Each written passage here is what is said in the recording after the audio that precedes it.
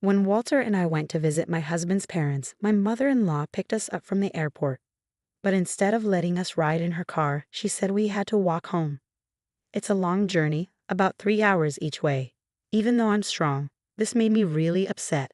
I almost cried, but luckily someone helped me out. In the end, my mother-in-law felt sorry for treating me that way. My name is Jennifer. I'm 30 years old and married to Walter.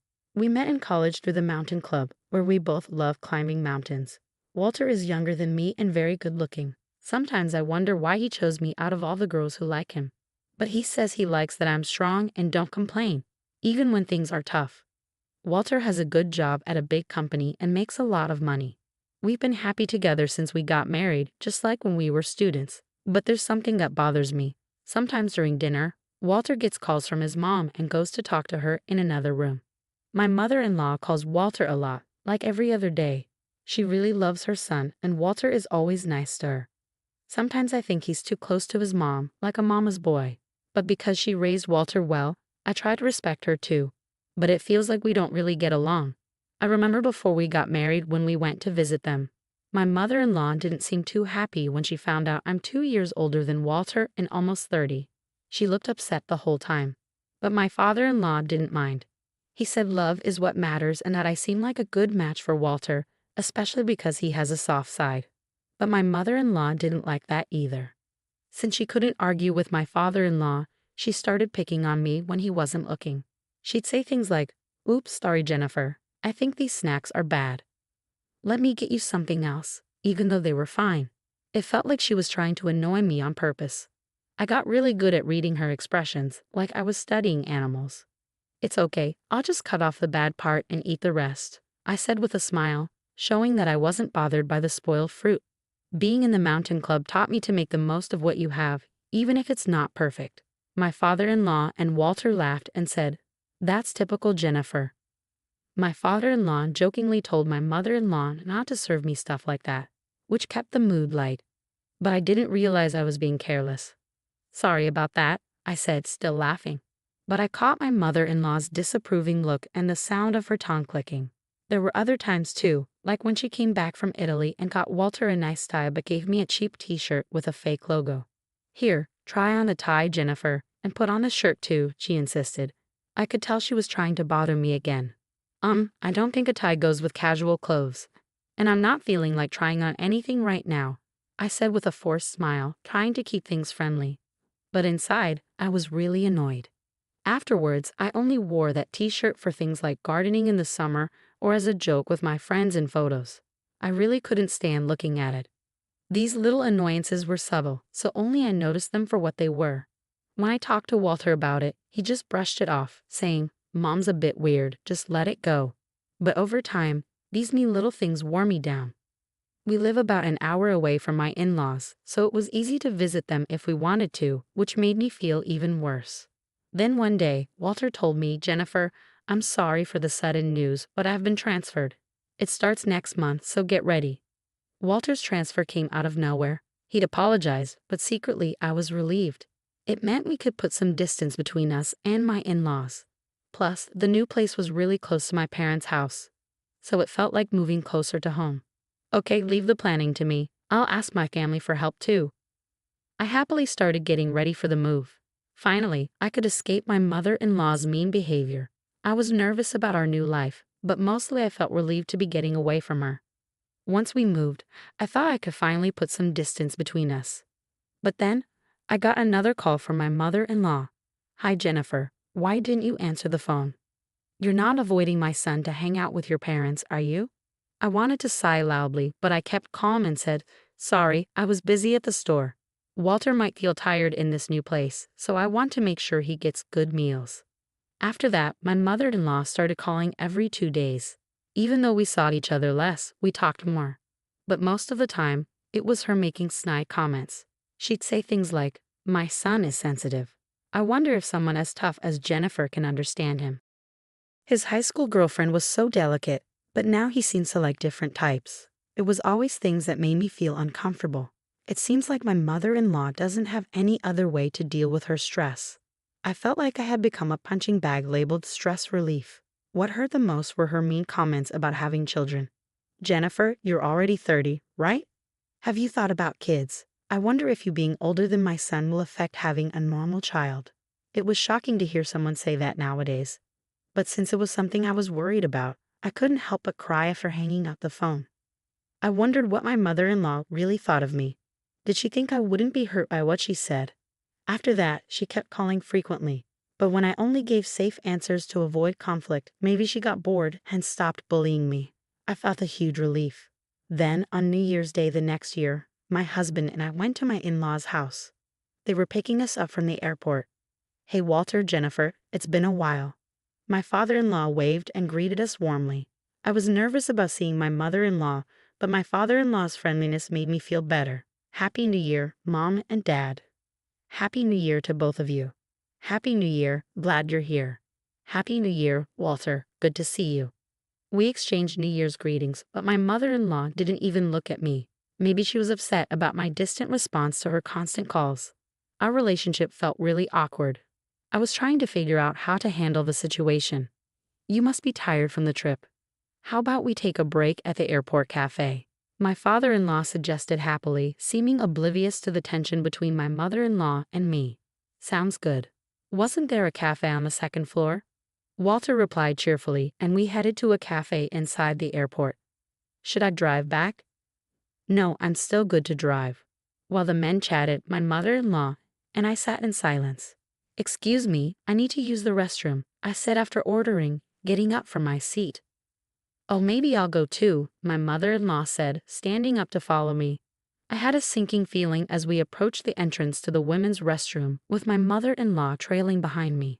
Suddenly, she said, "Since you can't ride in the car, why don't you just walk back?" Confused, I turned to her, and there it was again, that same expression. "We're going back as a family of 3. You're just a stranger, aren't you?" I couldn't believe what I was hearing.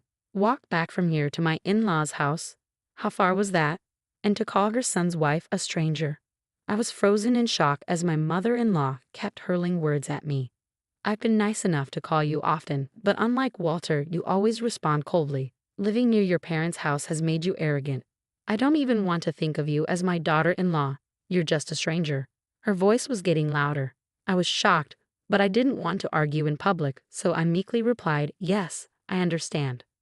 Feeling too upset to go back to where Walter and my father-in-law were, I made my way towards the airport exit, moving slowly. Even though my mother-in-law told me to walk back, this was an airport. There had to be taxis or buses. I could go as far as I could by public transport and then walk the rest of the way.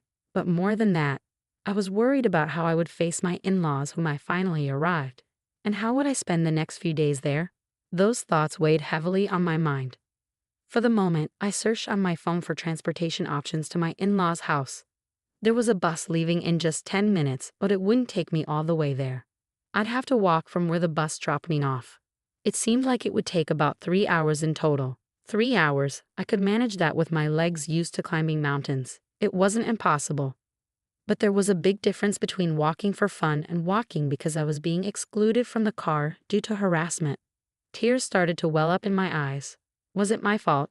If I had been nicer on the phone, even after being treated so badly, would this have happened?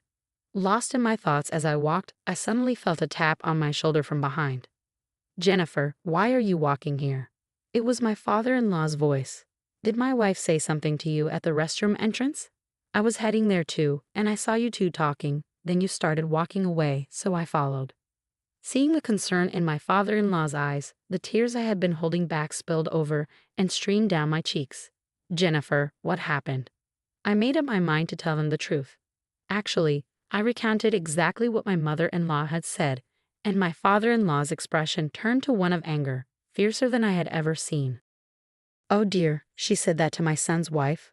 My father-in-law's reaction surprised me. Then he said something I never expected. "I'll walk with you, Jennifer." With that, my father-in-law positioned himself in front of me and began walking. Father-in-law, don't worry. I used to enjoy mountain climbing, and I went on many climbs with Walter when he was little.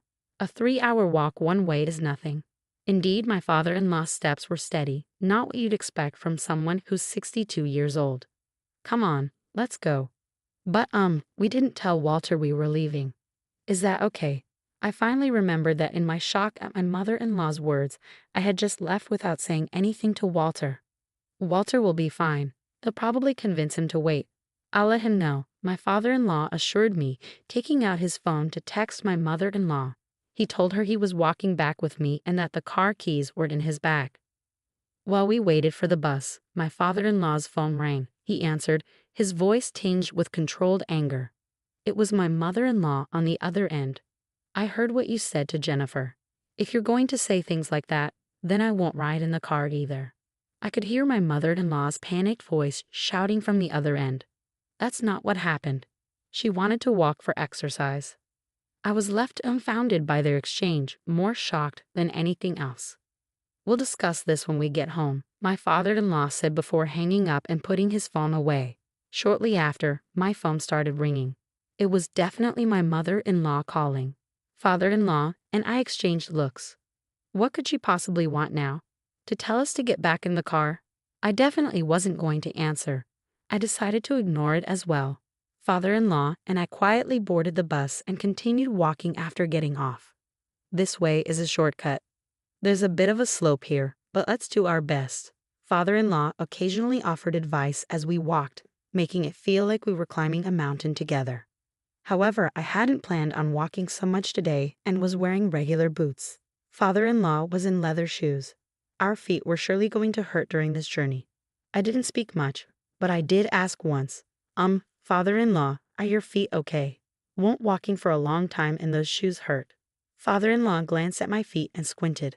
Looks like we're both in the same boat. I can't believe she'd make a woman walk such a long distance in those shoes.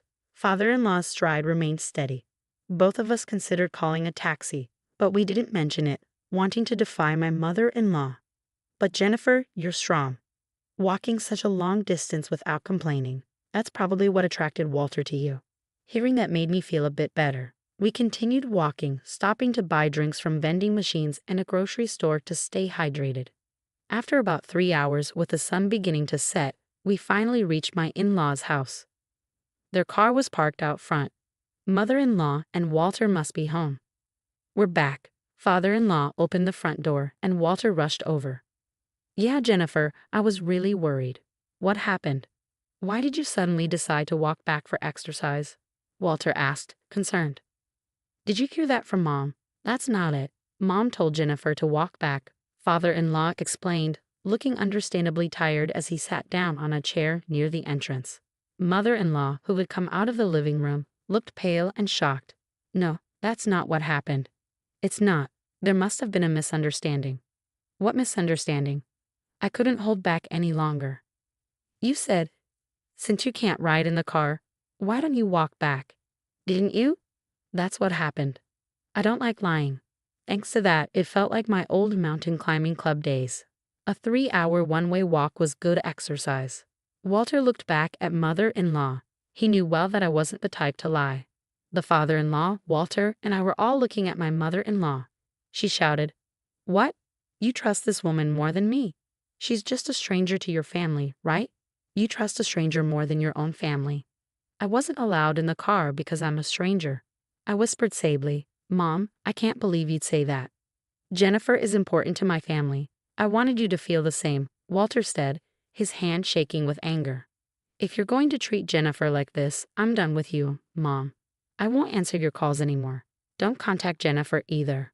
Walter held my hand and said, Let's leave. Walter, wait. Walter shut the door and without looking back, took my hand and we left. A year later. Hey Jennifer, Walter, come over here. The view is amazing. Walter, his father, and I were climbing a mountain together. 6 months later, Walter got a job transfer and we moved back to where we used to live. Since the incident at New Year's, Walter's dad decided to get divorced and moved near our place. Climbing mountains together on weekends became a regular thing for us. Should we have lunch here? We eagerly started preparing our meal at the top of the mountain. While we were busy, Walter's dad began to talk. Mom went on a spending spree after the divorce. Even though we divided our property properly, it seems she's already having money problems. Maybe she felt lonely. The divorce was tough, with lots of crying and shouting. It seems like it's best for both of us to keep some distance now. She needs to find her own way too. Otherwise, she might end up taking her stress out on those close to her. I listened quietly to their conversation. I'll focus on my own life so I won't end up hurting others because of my stress. As I looked out at the view from the mountain with my precious family, I made that promise in my heart.